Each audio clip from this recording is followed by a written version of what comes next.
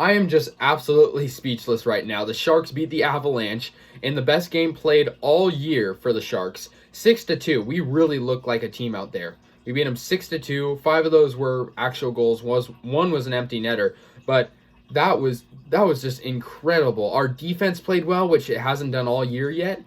Defense played amazing. Jones was amazing. Karlsson got his first goal of the year on a power play, which the Sharks usually can't score on a power play. And Karlsson, we're all rooting for you, man, and you came through. And I'm really hoping this is like a turning point. The Sharks scored 4 goals in the third period. 4 goals. It's just incredible what they did out there tonight. The first goal out there was by Radim Shemek. He had a really, really nice goal. He only had 1 shot on goal, but it was a goal. So good for him, right? LeBanc had a goal following that. Let's see. A lot of guys scored out there. Kane had the empty netter. Balsers had a goal. Karlsson obviously scored on the power play.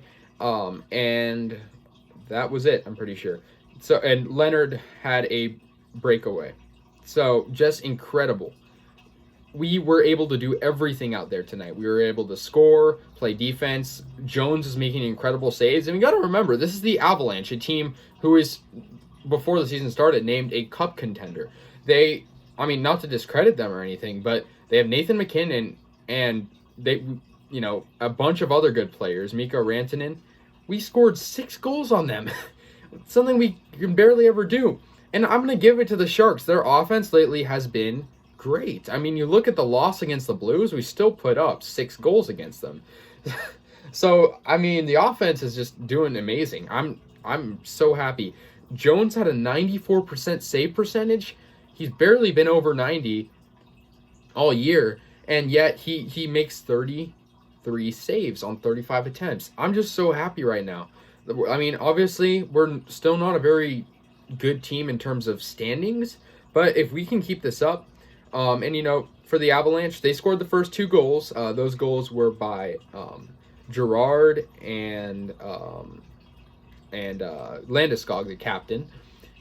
And I mean, they did all right, but their goalie, Philip Grubauer, he had a pretty much an 80% save percentage. So the Sharks just outplayed the Avs. Really, just nothing to say. And they're going to play these guys again. So let's see if it was luck or if they can be consistent. They're going to play them on Wednesday again. So we'll see. They're wearing the Heritage jerseys out there. I think when you look good, you play good. So, you know, looking good out there with those nice 90s throwbacks.